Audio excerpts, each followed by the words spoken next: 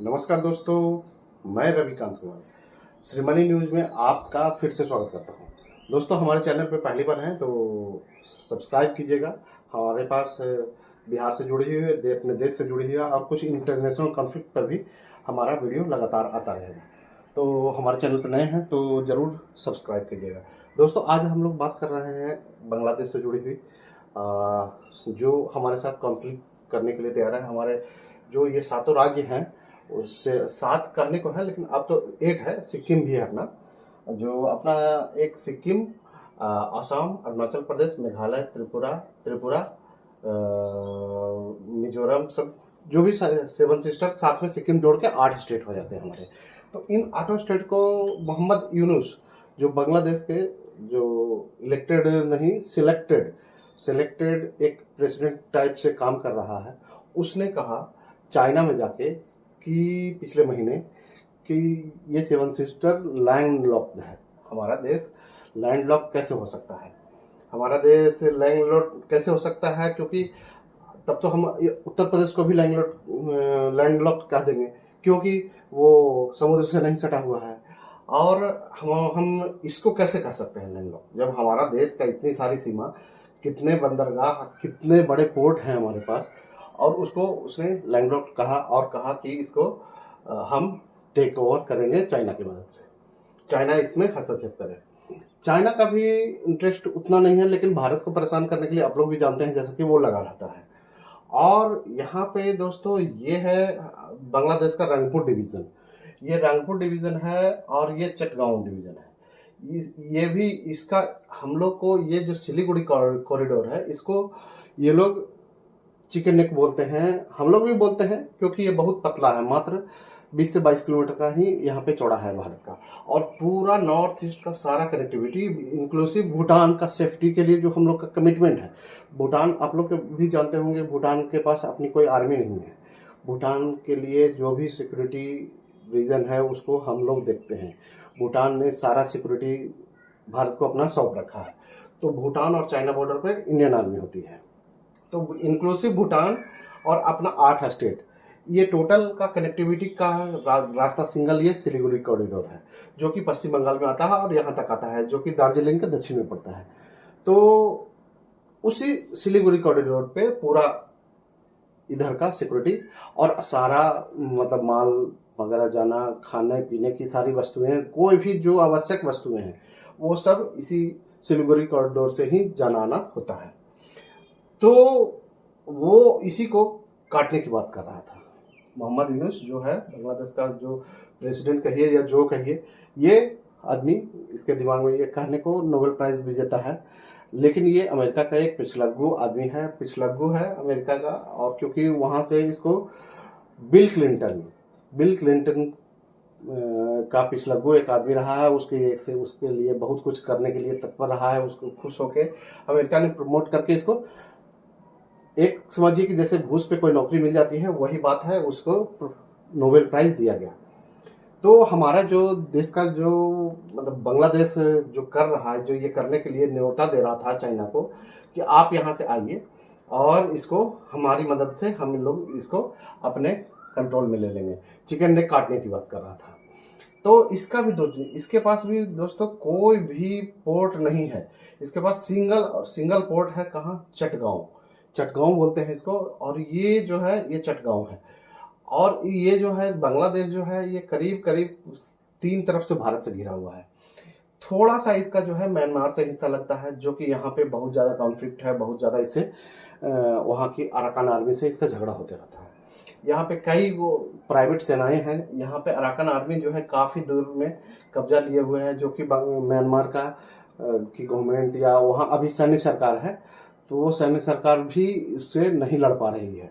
और वो उसके हाथ से करीब करीब ये एरिया बाहर जा चुका है। ये अराकान क्षेत्र है, इसमें कई जनजातियां रहती हैं, जिसका कि ज़्यादातर संबंध हमारे मिजोरम या मणिपुर से काफ़ी कुछ मिलता जुलता है। तो वो लोग भी चाहते हैं कि हम लोग भारत के साथ मिल जाएं। और ऊपर से चटगांव का एरिया, ये चटगांव का एरिया जो है, यहाँ भी बहुत सारे जो है, मतलब लोग ऐसे हैं जो कि भारत से मिलना चाहते हैं। तो वो उस चिकन नेक की बात कर रहा है हमारा, लेकिन उसका भी एक, और एक यहाँ 2 चिकन नेक है। यहाँ इस चौड़ा यहाँ से बंगाल से और इस मेघालय की दूरी यहाँ से यहाँ सिर्फ और सिर्फ 100 से 105 किलोमीटर है। और अगर हम लोग ऐसे घूम के जाते हैं मेघालय तो ये लगभग 500 किलोमीटर का दायरा है।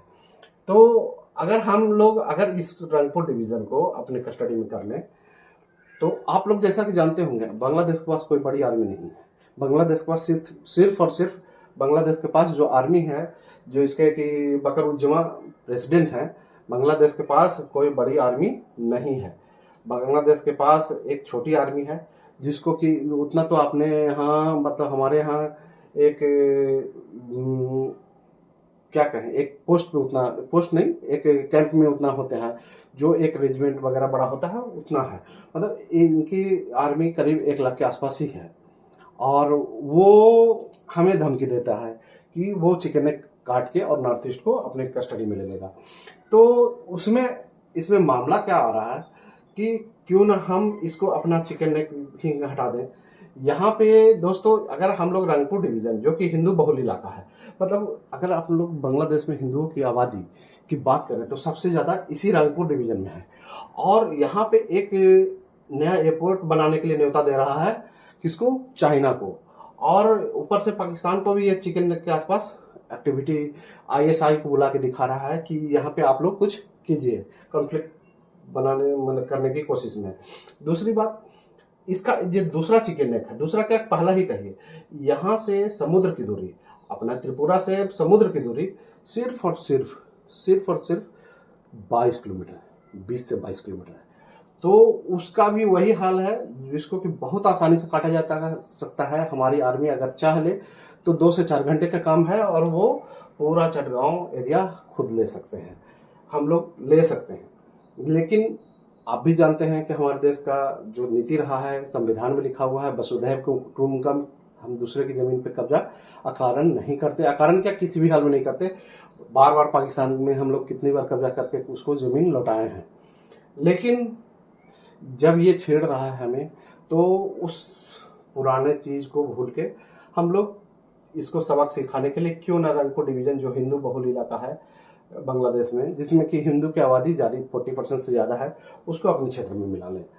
तो हमारा ये जो सिलीगुड़ी कॉरिडोर पर निर्भरता खत्म हो जाएगी और हमारा यहाँ से जाने आने का एक आसान जो कम चौड़ाई है, जिसके चलते हमें डर बना हुआ होता है सेफ्टी रीजन से अपने देश का कि कहीं कट न जाए। तो इसके यहाँ तक अगर सिलीगुड़ी कॉरिडोर पे किसी तरह होता है, क्योंकि यहाँ पर आके डोकलाम क्षेत्र में यहाँ तक आके दोस्तों चीन बैठा हुआ है और यहाँ से इस जगह की दूरी मात्र 150 से 200 किलोमीटर है, 150 किलोमीटर है। तो वो कुछ भी कर सकता है। एक और ऊपर से यहाँ पे एक हवाई अड्डा निर्माण करने के लिए वो चाइना को देने की बात कर रहा है मोहम्मद यूनुस। तो हम लोग रंगपुर डिवीज़न को अपने क्षेत्र में मिला लें तो ये मामला हमेशा के लिए हम लोग का सॉल्व हो जाएगा और पूरे नॉर्थ ईस्ट से कनेक्टिविटी भी आसान हो जाएगी। जो सिर्फ एक सिलीगुड़ी कॉरिडोर पर हम लोग निर्भर रहते हैं, वो काफ़ी ज़्यादा हम लोग के पास ऑप्शन हो जाएगा। दूसरी बात दोस्तों, अगर हम लोग इसका पोर्ट, ये जो पोर्ट है उसका चटगांव, इसको भी अगर हम लोग यहाँ पे इसका काट दें तो फिर इसके रही सही जो ऐंठन है वो खत्म हो जाएगी। क्योंकि ये चटगांव जो है एक सिर्फ और सिर्फ यही एक पोर्ट है उसके पास समुद्र से कनेक्टिविटी का, क्योंकि ये सारा डेल्टा एरिया है। यहाँ पे पोर्ट बनाना नामुमकिन है, वो भी बांग्लादेश जैसे इकोनॉमी, छोटी इकोनॉमी वाले देश के लिए। और यही एक प्लेन एरिया है जिसको कि वो पोर्ट के रूप में इस्तेमाल करता है और वो चटगांव है। और इसका सारा माल आने जाने का जो व्यापार है या छोटा मोटा, वो इसी पर निर्भर है। और जब भारत ने इसको फ्री में जो ट्रांसशिपमेंट जो देता था, वो कैंसिल जब से किया है मोदी जी ने, उसकी निर्भरता और चटगांव पे बढ़ गई है। अगर हम लोगों ने अगर चटगांव को काट दिया तो वो पूरी तरह से बिखर जाएगा। वो ऐसे भी 60 से 70% उसका ट्रांसशिपमेंट सारा इंडिया के थ्रू होता था, तो उसको मोदी जी ने पिछले महीने बंद कर दिया उसके इस बयान के बाद। और अब अगर हम लोग उसके इस क्षेत्र पे अगर हम लोग कब्जा कर लेते हैं तो उसमें एक प्रॉब्लम केवल उसके साथ इतनी बड़ी प्रॉब्लम हो जाएगी कि जो 30-40% उसका व्यापार था चटगांव पोर्ट के थ्रू, वो कट जाएगा और वो भी उसके हाथ से चला जाएगा। तो वो पूरी तरह से लैंडलॉक्ड ही माना जाएगा, क्योंकि ये एरिया इस्तेमाल के लायक नहीं है। तो लेकिन इस क्षेत्र में सिर्फ एक परेशानी है दोस्तों, यहाँ पे रोहिंग्या लोग बहुत ज़्यादा आए हुए हैं म्यांमार से। अराकन आर्मी के जो वो लोग मार रहे हैं, उसके कारण भाग के सब लोग यहाँ आए हुए हैं। तो वो लोग एक प्रॉब्लम बन सकते हैं, लेकिन वो भी हमारी सेना के पास सॉल्यूशन करने के लिए काफ़ी ज़्यादा शक्ति भी है और कैपेसिटी भी है, और बहुत ज़्यादा मतलब कि हम लोग उसको सॉल्व कर सकते हैं कुछ समय में। तो ये रंगपुर, और अगर हम लोग चटगांव पर ध्यान लगाएं अपने आने वाले भविष्य के लिए, तो ये बहुत बढ़िया हो सकता है।